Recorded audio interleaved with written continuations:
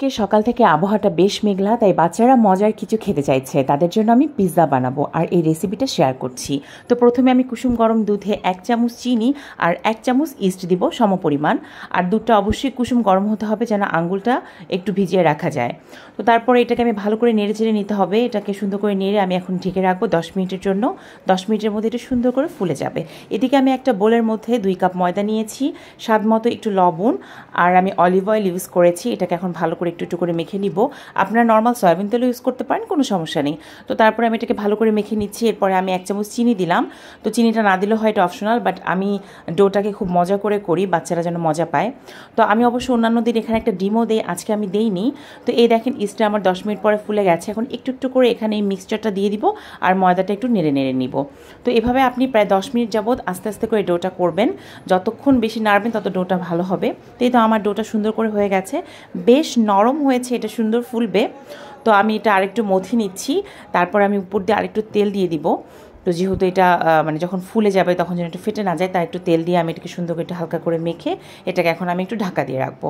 আপনি চাইলে পলিথিনের র্যাপার দিয়েও রাখতে পারেন, এয়ারটাইট বক্সও রাখতে পারেন। তো আমি নর্মালি একটা বাটিতে ঢেকে রাখছি। আসলে হঠাৎ করে করছি, যা হাতের কাছে আছে তাই দিয়েই আমি পিৎজাটা করছি। এরপর আমি কড়াইতে কিছু পেঁয়াজ কুচি দিলাম, বাচ্চারা খাবে তাই একটা জাস্ট কাঁচামরিচ দিয়েছি। এই যে আদা বাটা রসুন বাটা দিয়ে দিলাম। মূলত আমি পুরটা রেডি করব চিকেনের।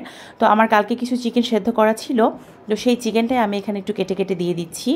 তো আমার কাছে নর্মালি চিকেন আলাদা আছে, আমি ওটা দিয়ে করতে চেয়েছিলাম, বাট ওটা দিলাম না। আগে যেটুকু ছিল ওটুকু দিয়েই করছি, যেহেতু বাচ্চারা খুব তাড়া করছে, এখনই খেতে চাচ্ছে তাড়াতাড়ি, এই জন্য। তো যাই হোক, তারপরে আমি এখানে একটু সয়া সস দিলাম। দেখেন সয়া সসটা একটু বেশি পড়ে গিয়েছে, সমস্যা নেই, এটাকে আমি পরে অ্যাডজাস্ট করে নিব। ভাবলাম একটু চিকেন দিই, তো পরে ভাবলাম না, পরে অন্যভাবে আমি এটাকে অ্যাডজাস্ট করবো, সেটাও আমি দেখাবো। একটু টমেটো ক্যাচাপ দিয়ে দিলাম, তারপর এটাকে ভালো করে নেড়ে চেড়ে নিচ্ছি। এখানে অনেক ধরনের সবজি, বিশেষ করে গাজর, বরবটি দিলে ভালো হয়। তো আজকে আমার কাছে ওরকম কিছুই নেই, তো আমি আর কিছু দিলাম না। এদিকে আমি মেয়োনিজ করছি। তো মেয়োনিজের জন্য প্রথমে আমি মিস্টার গ্র্যান্ডের একটা ডিম, সাদা গোলমরিচের গুঁড়া, স্বাদ মতো লবণ, 1 চামচ চিনি, সয়াবিন তেল, ভিনেগার আর 1 চামচ লেবুর রস দিয়ে ভালো করে এটাকে ব্লেন্ড করে নিলাম। তো তেলটা আপনি আপনার ইচ্ছা মতো দিবেন। তো আমার থিকনেসটা কম মনে হয়েছে, আর একটু তেল দিয়ে ব্লেন্ড করে নিলাম। এই তো মেয়োনিজ। তো নর্মালি মেয়োনিজ অনেকে দেয় না, আমি মাঝে মাঝে দিই, মাঝে মাঝে দিই না। তো এখন চলে এলাম আমার পিৎজার কাছে। আমি রুটিটা বেলে এখানে নিয়ে নিলাম, একটু কাঁটা চামচ দিয়ে ছিদ্র ছিদ্র করে নিলাম। তার উপরে টমেটো ক্যাচাপ দিয়েছি, এর উপর আমি মেয়োনিজটা দিলাম, দিয়ে দুটো ভালো করে একটু মিক্সচার করে নিচ্ছি। তো এই যে আমি বলেছিলাম আমার সয়া সসটা বেশি পড়ে গিয়েছে, তাই আমি কিছু শসা কেটে নিয়েছি, সেটা আমি এখানে পুরের মধ্যে দিয়ে দিব। তো এটা সুন্দর করে অ্যাডজাস্ট হয়ে যাবে, একেবারেই বোঝা যাবে না কিন্তু। এটা কিন্তু একটা ছোট্ট টিপস ছিল। তো যাই হোক, এরপরে আমি চিকেনটা ভালো করে ছড়িয়ে দিয়ে এরপর একটু ক্যাপসিকাম আর হচ্ছে আপনার পেঁয়াজ কুচি আর পেঁয়াজ গোল করে কেটে একটু জাস্ট একটু ডেকোরেশন করে নিয়েছি। একটু চিকেন সসেস, চিকেন বল কেটে দিয়েছি, আর উপর দিয়ে আমি একটু অরিগানো ছিটিয়ে দিব। তো তারপরে আমি ওভেনে চলে এলাম।